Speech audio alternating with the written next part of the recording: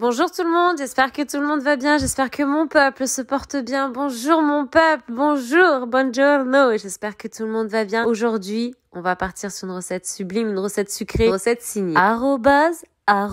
Chum chum nas, Nassima, Nassimatun. Aujourd'hui, il va nous falloir les ingrédients, les condiments suivants. Aujourd'hui, c'est spécial. Aujourd'hui, vous êtes entièrement connectés à moi. Il va nous falloir les ingrédients, les condiments suivants. 2 œufs, zouge, ici, un verre à thé de sucre semoule. Regardez, appréciez, il est vide. Alors ici, qu'est-ce que j'ai fait? J'ai simplement commencé à touiller, j'ai enclenché doucement, pas à haute vitesse. J'ai fait 1, 2 et après, j'ai commencé à enclencher. Je fais d'abord entrer un peu d'air dans mes œufs. Enfin, je fais quand même entrer légèrement de l'air afin de pouvoir travailler et que mes œufs commencent à monter. Les œufs, toujours à température ambiante. Ne les mettez pas au frigo ou sortez-les 48 heures avant quand vous avez préparé un cake. Voilà, il faut pas des œufs frais. On bat.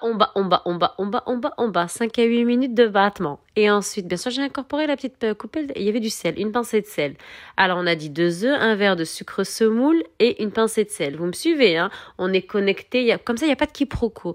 Ici, on est connecté. Connection total. Je touille, je bats. 5 à 8 minutes de battement. Ensuite, qu'est-ce que je vais faire? Je veux que mon cake, c'est moussu, regardez la crème, faut que ce soit comme ça. Ici, je veux que mon cake, il soit sponge cake. Donc, on va l'aider. On va y ajouter un autre ingrédient, un autre condiment, on va ajouter le café. Une cuillère à soupe de Nescafé avec, bien sûr, un verre à thé moins 1 doigt d'eau du robinet à température tiède. Je fais un petit café. Je prépare une petite solution, un petit café.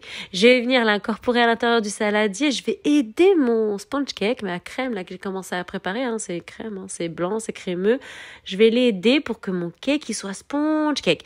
Mais ça va pas suffire. On va ajouter un autre condiment, vous allez voir par la suite, pour pouvoir le rendre sponge cake. Ici, il y a de l'huile. Pourquoi l'huile intervient maintenant et pas avant? L'huile, c'est un peu difficile à incorporer, à travailler, à ce qu'il y a un peu d'adhérence. Donc l'huile, après le sucre, bien sûr, et les œufs. On aide les œufs et le sucre pour qu'ils fondent un peu le sucre et après l'huile. Vous avez compris? Donc l'huile de tournesol ici, un verre à thé moins 2 doigts. Alors 2 œufs, vous me suivez, un verre à thé de sucre semoule, une pincée de sel tout simplement. On a simplement pris un verre à thé moins 1 doigt d'eau du robinet. On a incorporé une cuillère à soupe de Nescafé. Ici on a créé un petit café. Ici on a incorporé tout simplement un verre à thé moins 2 doigts d'huile de tournesol. C'est vide ou look apprécié. De la crème fraîche à 30% entière, regardez, 2 cuillères à soupe. Je viens rendre mon sponge cake aérien, sponge cake. Je touille, je bats à haute vitesse le maximum possible. Et bien sûr, je vais venir incorporer mon petit café que j'ai préparé, qu'on a préparé ensemble. Et puis, je vais continuer à battre un peu légèrement, mais pas beaucoup, mais sûrement. Et ensuite, je viendrai incorporer les ingrédients et les condiments solides. Et à ce moment-là, je viendrai bien sûr aux condiments et ingrédients solides. Je viendrai vous reprendre.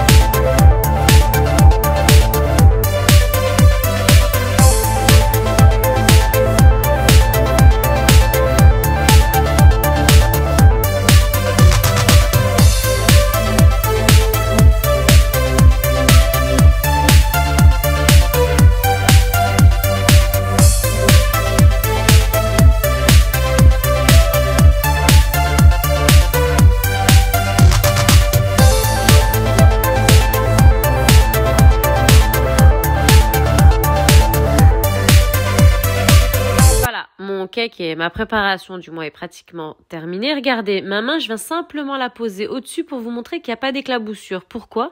Parce que je ne suis pas à haute vitesse. Là, je suis à 2, 3. Mais je suis pas à plus, quoi. Je suis pas à grande vitesse. Pourquoi? Parce que sinon, il y a des éclaboussures. Voilà, voilou. Là, il y a point d'éclaboussure. Je retire les fouets et je vais passer aux ingrédients condiments solides. Il va nous falloir 2 sachets respectifs de... Il va nous falloir les ingrédients, les condiments suivants. 2 sachets respectifs de levure chimique pâtissière à 11 grammes, 2 cuillères à soupe de poudre de cacao et 2 verres à thé de farine. Pour la farine, je vais aussi vous présenter avec la cuillère, mais pour moi c'est mieux les verres. Mais la cuillère, la farine on peut pas trop se prononcer. Mais là je dis quelle que soit la farine, 1, 2, 3, 4, 5, 6, 7, 7 bombés. C'est pas fini, hein. 8 pas bombés. Donc, on dit 8. On est d'accord, hein. 7 bombés, 8 pas bombés. 8 cuillères à soupe de farine. Pour l'instant, on va tamiser 8 cucharas. 8. Voilà, on va tamiser et on va continuer avec le second verre de farine. Alors, le second verre, qu'est-ce qu'il annonce, lui? Il annonce 1, 2, 3, 4. Elles sont bombées, hein, 4. Donc 8 et 4, ça fait 12, hein, ok? Donc là, on tamise. Regardez, vous avez vu, c'est important de tamiser. Regardez la poudre de cacao, ce qu'elle laisse au fond. Vous avez vu? 1, 2, 3, copieuse. Donc 8 et 4, 12 et 3. Donc 8 et 4, 12 et 3, 15. Voilà. Ça va jouer entre 14 et 15 cuillères à soupe, grand maximum de farine, quelle que soit la farine.